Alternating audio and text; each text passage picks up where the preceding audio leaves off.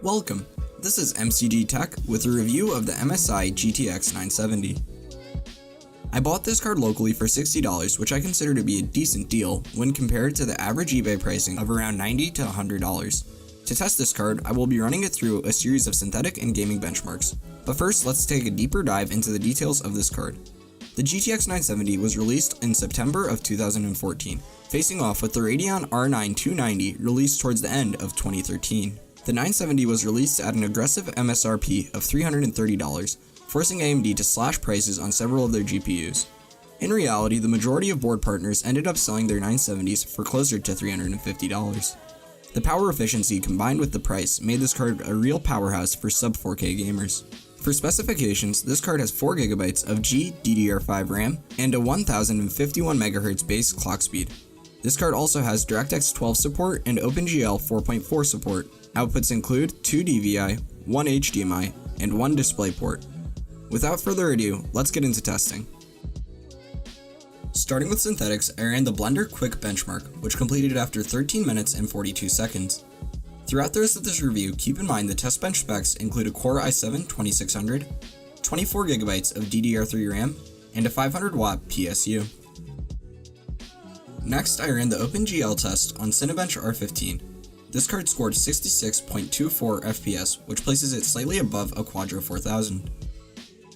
I then ran the compute benchmark on Geekbench, utilizing the OpenCL API.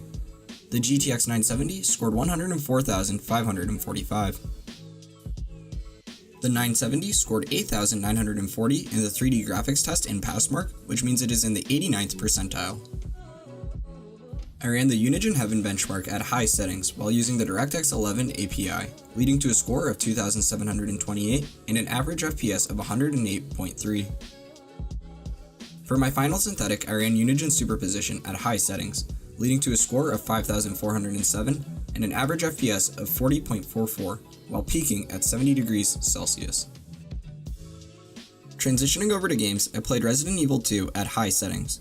Although I could not remove the 61 FPS frame cap, this game ran very well on this computer, which can be seen in the 47 FPS minimums, which felt indistinguishable from the average.